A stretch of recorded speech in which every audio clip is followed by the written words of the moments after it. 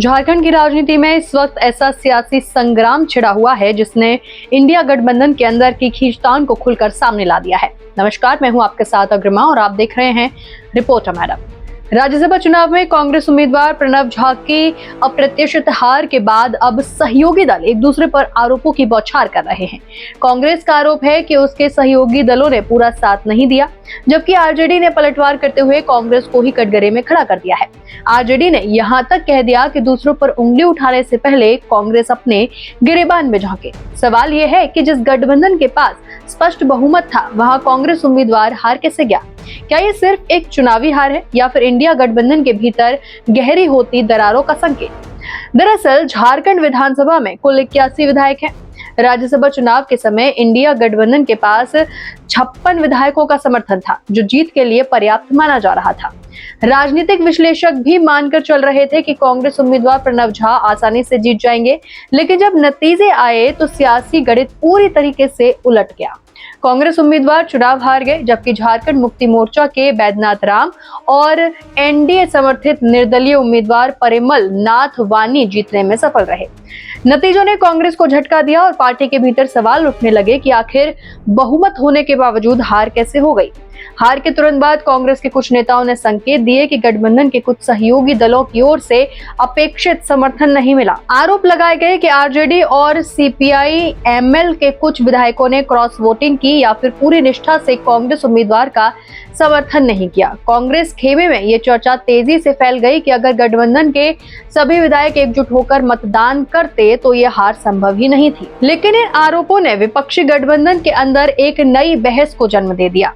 कांग्रेस के आरोपों पर राष्ट्रीय जनता दल ने बेहद आक्रामक अंदाज में जवाब दिया। आरजेडी के राष्ट्रीय महासचिव भोला यादव ने साफ कहा कि पार्टी के सभी 4 विधायकों ने लालू प्रसाद यादव और तेजस्वी यादव के निर्देशों का पालन करते हुए कांग्रेस उम्मीदवार प्रणव झा को ही वोट दिया था। उन्होंने कहा कि आरजेडी पर लगाए जा रहे आरोप पूरी तरह बेबुनियाद हैं और कांग्रेस अपनी नाकामी छिपाने के लिए सहयोगियों को निशाना बना रही है। इसके बाद आरजेडी के आधिकारिक सोशल मीडिया अकाउंट से एक लंबा और तीखा बयान जारी किया गया।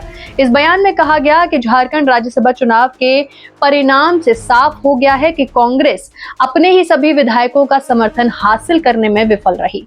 दूसरे दलों पर बिना प्रमाण आरोप लगाने के बजाय कांग्रेस को अपने भीतर झांककर मंथन करना चाहिए। आरजेडी ने कहा कि अगर कांग्रेस के सभी विधायक उसके साथ होते तो आज ये स्थिति पैदा ही नहीं होती।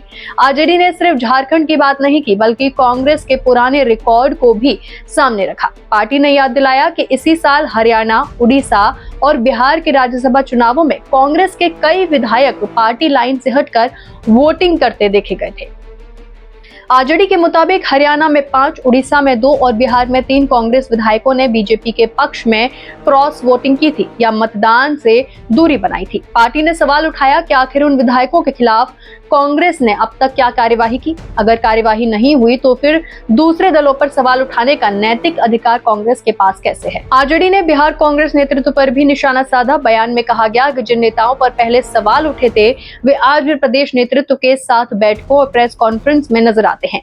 यानी कांग्रेस अपने घर की समस्या सुलझाने के बजाय सहयोगियों पर आरोप लगाकर राजनीतिक नुकसान की भरपाई करना चाहती है। आरजेडी का यह हमला सिर्फ बचाव नहीं था, बल्कि कांग्रेस पर सीधा राजनीतिक प्रहार था। इतना ही नहीं, आरजेडी ने यह भी कहा कि झारखंड कांग्रेस के कुछ नेता अपनी असफलता छिपाने और आरजेडी तथा सीपीआई एमएल की बीजेपी विरोधी छवि को नुकसान पहुंचाने की कोशिश कर रहे हैं। पार्टी का कहना है कि ऐसे बयान इंडिया गठबंधन की एकजुटता को कमजोर करते हैं। आरजेडी ने याद दिलाया कि जब अन्य राज्यों में कांग्रेस के भीतर क्रॉस वोटिंग हुई थी, तब महागठबंधन के किसी सहयोगी दल ने कांग्रेस के खिलाफ सार्वजनिक बयानबाजी नहीं की थी। इसलिए झारखंड कांग्रेस नेताओं को भी संयम बरतना चाहिए और गठबंधन धर्म का सम्मान करना चाहिए।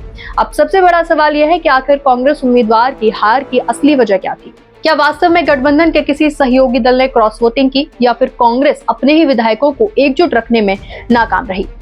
राजनीतिक गलियारों में इस समय यही चर्चा सबसे ज्यादा हो रही है, क्योंकि संख्या बल कांग्रेस और उसके सहयोगियों के पक्ष में था, फिर भी हार हुई।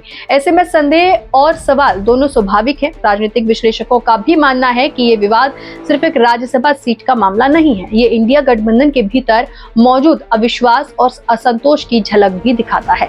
अगर सहयोगी दल एक दूसरे पर आरोप लगाते रहे तो आने वाले विधानसभा और लोकसभा चुनावों में इसका सीधा सीधा असर पड़ सकता है। फिलहाल कांग्रेस और आरजेडी दोनों अपने अपने दावों पर कायम है। कांग्रेस को लगता है कि सहयोगियों की भूमिका संदिग्ध रही, जबकि आरजेडी का कहना है कि कांग्रेस अपनी ही कमजोरी का दोष दूसरों पर डाल रही है। ऐसे में आपकी क्या राय है, हमें कमेंट बॉक्स में लिखकर जरूर बताइएगा और इसी के साथ बने रहिए रिपोर्टर मैडम के साथ।